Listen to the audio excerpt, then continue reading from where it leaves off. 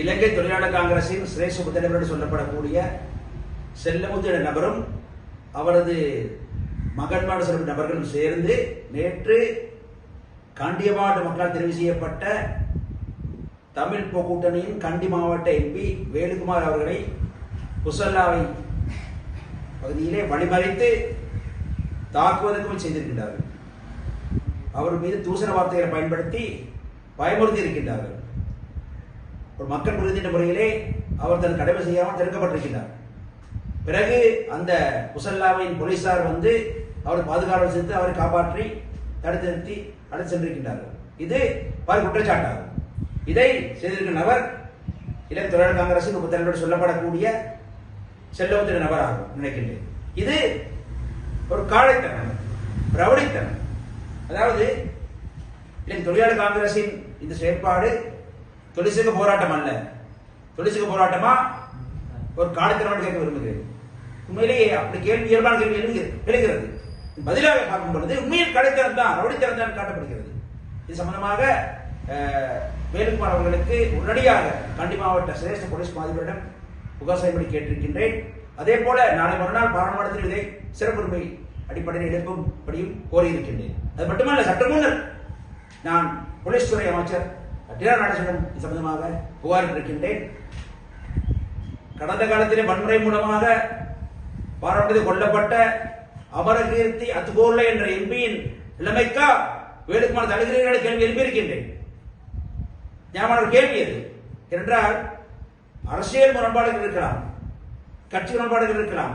இது தொடர்பாக நாங்கள் பதில்களை கூறலாம், கேள்விகளை எழுப்பலாம், அது பிரச்சனை இல்லை. ஆனால் அதை தவிர்த்து மது போதையில் இருப்பதை சந்தேகப்படும் நபர்கள் அனுப்பி அந்த இடத்திலே அவர் வழிமறித்து அவருடைய தாக்குதல் சம்பவம் நடத்தப்படுவதற்கு ஏற்பாடுகளை பார்க்கும் பொழுது எங்களுக்கு கடும் கவலையாக இருக்கின்றது, கோபம் வருகின்றது. ஆனால் நாங்கள் வன்முறையாளர்கள் அல்ல விரும்புகின்றோம். ஆகவே இதை சட்டத்தை ஒழுங்கு நடைநாட்ட வேண்டிய கடப்பாடு நடேசன் அவர்கள் இருப்பதாக நான் கூறியிருக்கின்றேன். அது மட்டுமல்ல, ஜெனரல் ரணில் விக்ரமசிங்க உடனடியாக தலையிட்டு தனது பங்காளி கட்சிக்கு, அரசாங்கத்தில் பங்காளி கூட்டணி கட்சிக்கு எப்படி கண்ணியமாக பொது இடங்களில் நடந்து கொள்ள வேண்டும், போராட்டம் நடத்த வேண்டும் என்று தொடர்பாக அறிவுரை வழங்க வேண்டும் என்று கேட்க விரும்புகின்றேன்.